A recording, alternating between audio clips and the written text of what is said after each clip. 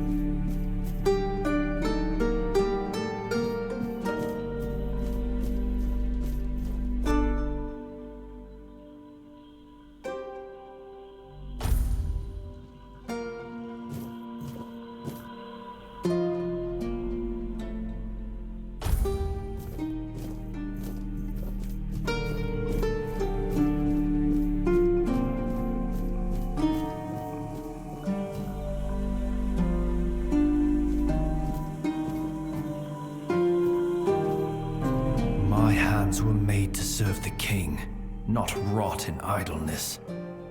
This emptiness, I cannot bear it. I threw myself into nothing, and nothing is what I became.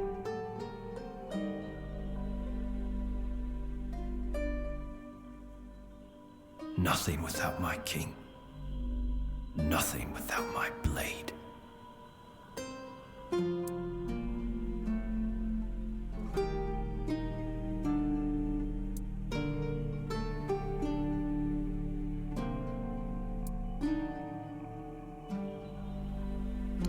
No. Don't speak that name. It's a traitor's name, hateful and vile. Let it be cursed. Let it be forgotten. I died a traitor's death, trampled and torn apart. Fitting. So very fitting. I thought that would be enough. But I failed him in life.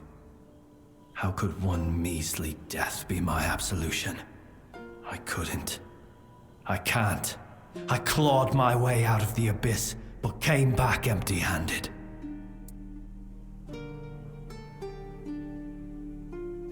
Arthur? No, please. He cannot see me like this. He mustn't be made to look at me. My blade. My erendite. It remained behind. In the abyss. Deep in the weirdness. I cannot face my king without it. My sword belongs to him, as do I. But without it, I am nothing. I cannot kneel before him and offer him nothing.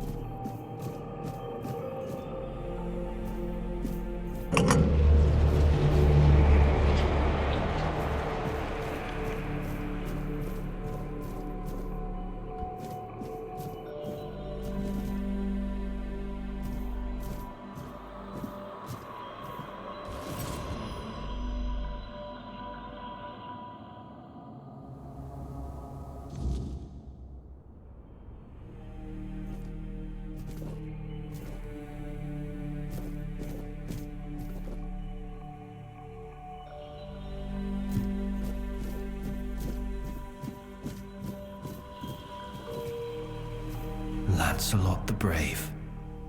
Lancelot the loyal. Lancelot the fool.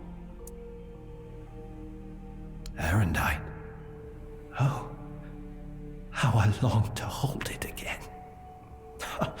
Just the weight of it in my hand makes me feel almost whole again. Like I might be worthy. Like maybe not everything was lost.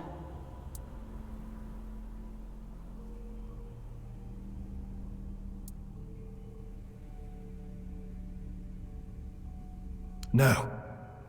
I know. I feel that he's with you. But there's nothing I could say to him. I won't beg forgiveness for my betrayal. I don't even know what I fear more. His mercy or his scorn. Please, as his closest confidant, take my blade. And I beg you, let me serve you and Arthur on your journey. Let me prove my devotion, my remorse, not with words, but with deeds. Let me earn his trust again. This is all I ask.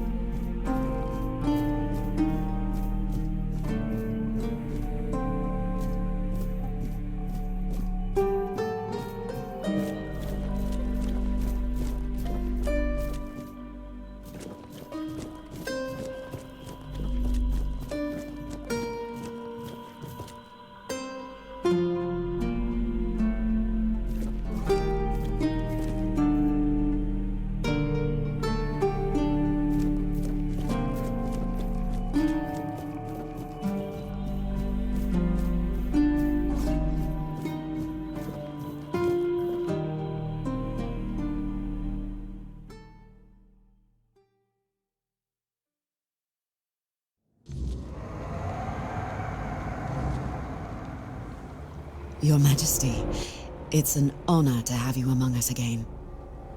Thank you for helping me find my way back to your knight. I regret not doing a better job of guarding him.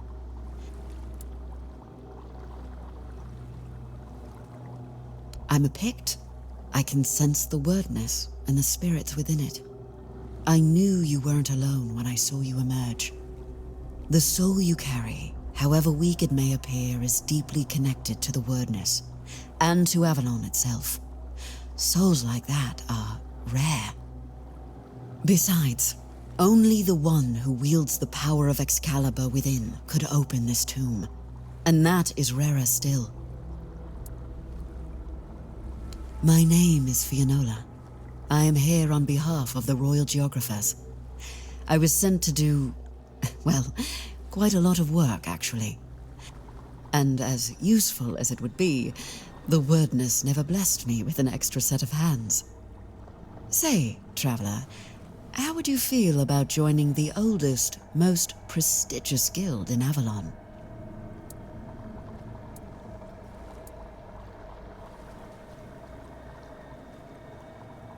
Oh, but you've already done the most important thing.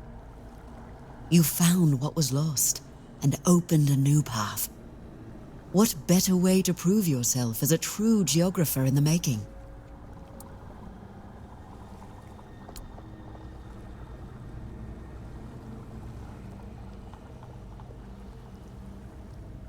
Yet you use our maps, don't you? Our work is vital, but often unseen. For centuries we've roamed this island, charting its every corner and noting the dangers that unsuspecting travelers might face. You should be more appreciative, you know.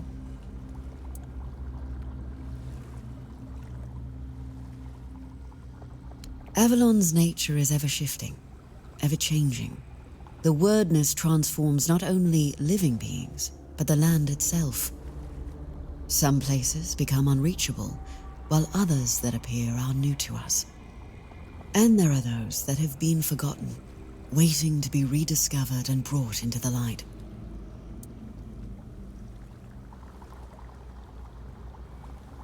Why wouldn't they? My kin are familiar with the wordness in a way others can't be. With the fog thickening, we can reach places that have become inaccessible to most.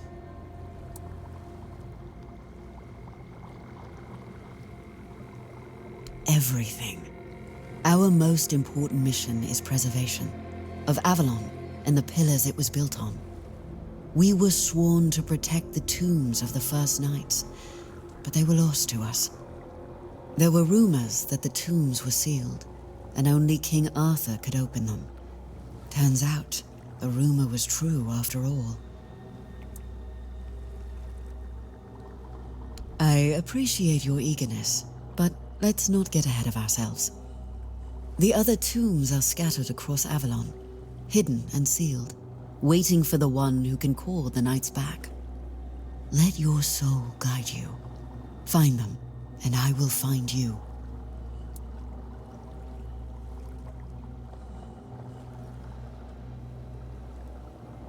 What is King Arthur without his faithful knights? Merely half a legend, if not less. They thrive by his side, and he thrives by theirs. And Avalon's foundations only grow stronger because of it. Sir Lancelot carries centuries of grief, and only serving his king once more can ease it. The road is long, but the next tomb awaits.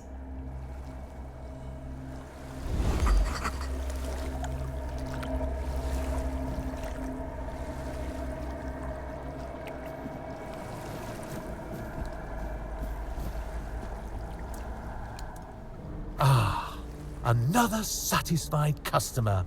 That makes 2. Although the first one never came back. But you will, won't you?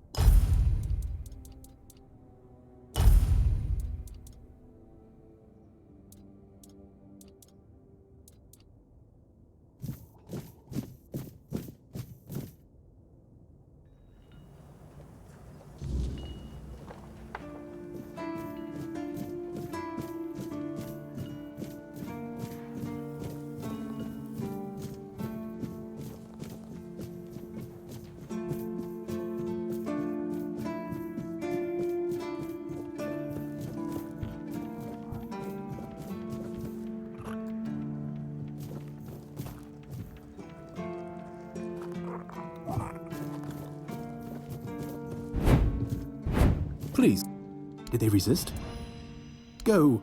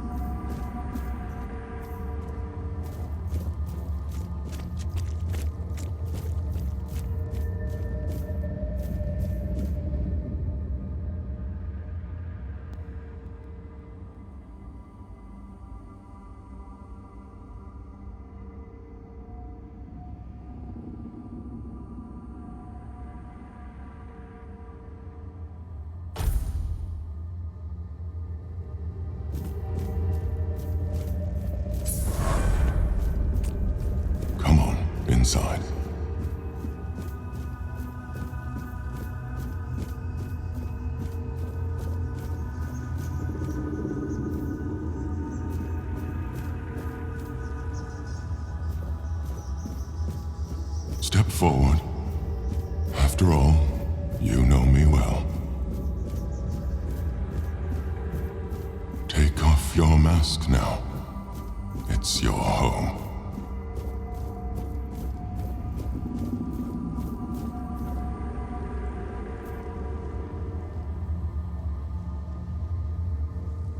Welcome, little prince. Why the sullen look? Aren't you glad to see me? You finally made it here. It must have taken quite a long time.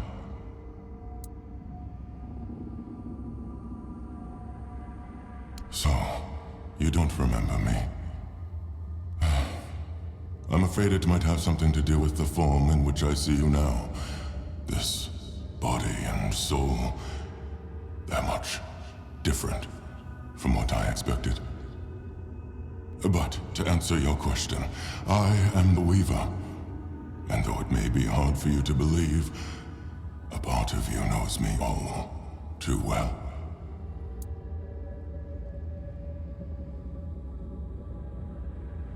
Because it is easier for me to address you this way than to accept that, for now, you are nothing more than a human. It is painful, but I must come to terms with it.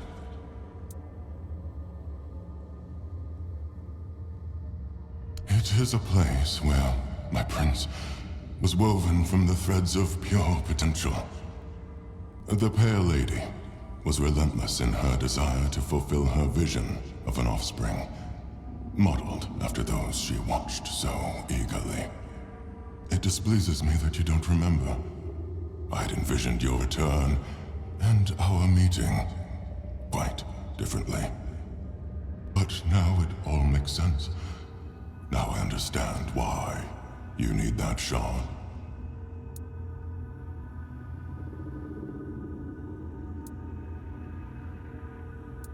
Nothing remarkable. I simply exist in this place. That you ended up here is a mere coincidence. None of my kind have visited me in a long time. Yet here, I used to weave new Avalonians, shaping them according to the intent and thought that accompanied their creation. Now the thread of potential is much weaker, though it seems this place stirs to life again as the weirdness returns.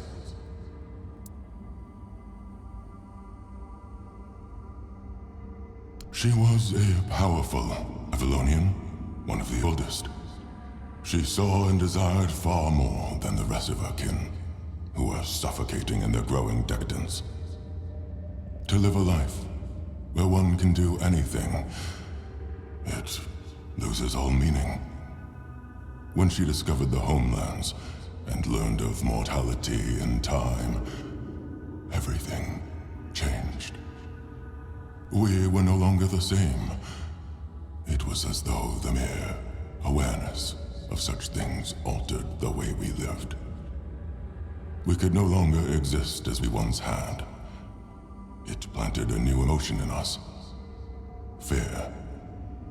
You will find traces of her here as well. The stone tablets bear her mark. I'm afraid I must admit that I don't know where she is now. It seems she retreated into her depths again after your king entered his eternal sleep. The true one, from which mortals are not meant to be awakened. Not like this. The shard of the prince's memory. It is shattered. Much like the fragmented memory of the king that lingers within you. I'd gladly speak with him, but something is preventing him from manifesting.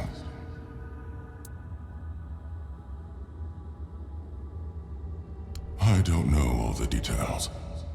What I do know is that after our prince was murdered by our kin, his potential, what you humans might call a soul, did not perish. The prince had been deeply fascinated by humans, and so after his death he manifested in one of them. That person was Arthur, the man who would one day become your king. He followed his mother's fascination.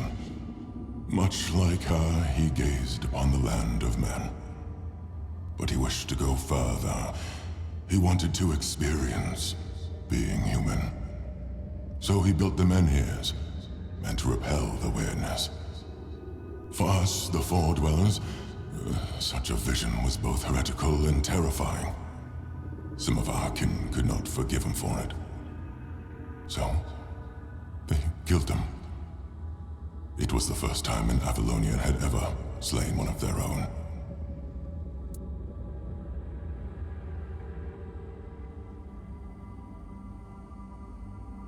Arthur was a man, mortal like any other, but ambitious like few. But yes, his origins are far more complicated. This is a tale of two separate realities that, through a series of specific events, began to intersect, forming a single knot. Everything that has happened, and everything that will happen, is meant to decide the fate of that knot. And we, as you likely already know, have been pulled into all of this. Our meeting comes to an end. I regret how brief it is, but my role in your story was always meant to be insignificant.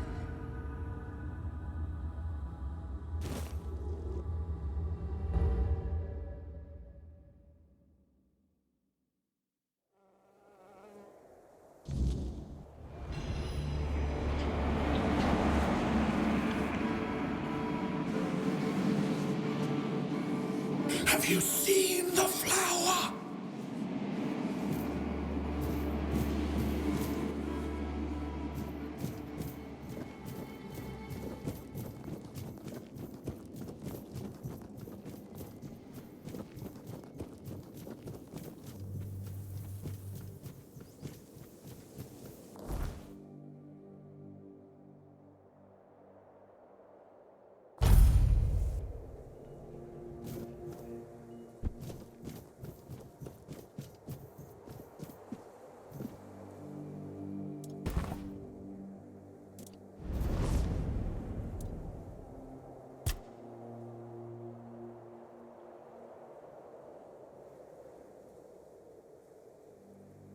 It was supposed to be a reminder.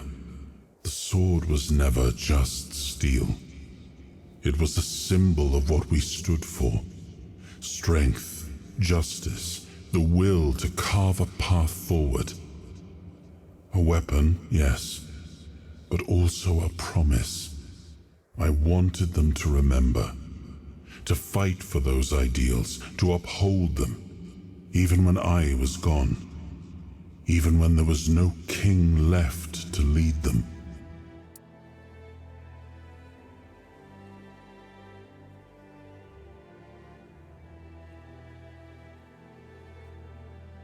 Merlin saw Avalon for what it was long before the rest of us.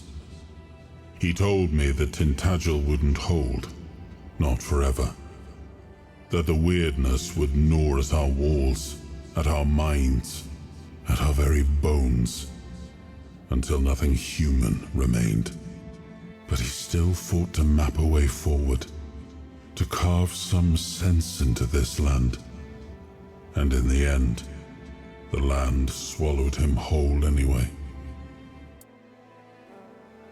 We were losing the battle at Tuathan's mouth, our last push before the weirdness took the field. Merlin was with us, bleeding, exhausted, but still weaving his spells. Then it came. Not a beast, not a man, not something we ever had words for. A shadow wearing 1,000 torn banners, moving like it had no shape of its own. Merlin raised his staff, spoke a name I didn't recognize. And then he was gone. Not killed, not struck down, just gone. like the land itself had taken him back. Oh, Lancelot. It was painful to watch what became of him.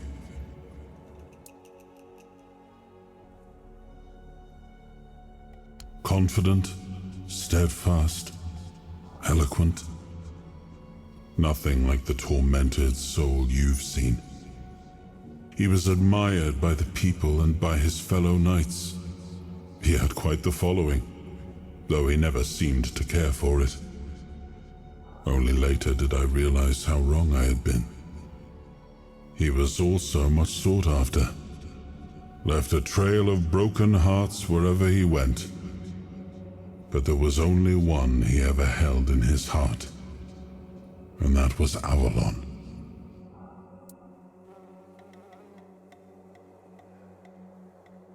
I always believed Lancelot to be honest to a fault. He never hesitated to speak his mind, and I valued that in him as much as his loyalty. I trusted him completely, and I thought his faith in me, in my vision for Avalon, was just as strong. But it wasn't. I don't know when or how that trust was lost, and to this day, it still pains me. But know this, even in betrayal, Lancelot never sought to serve himself. He was a good man. Yet even the best of men can falter and lose their way. I forgave him long ago. What saddens me is that he still cannot forgive himself. But I understand why. The rebellion he led hurt not only me, it wounded all of Avalon. And Lancelot always hated senseless bloodshed. To be the cause of so much suffering, perhaps fighting by our side will finally bring him peace.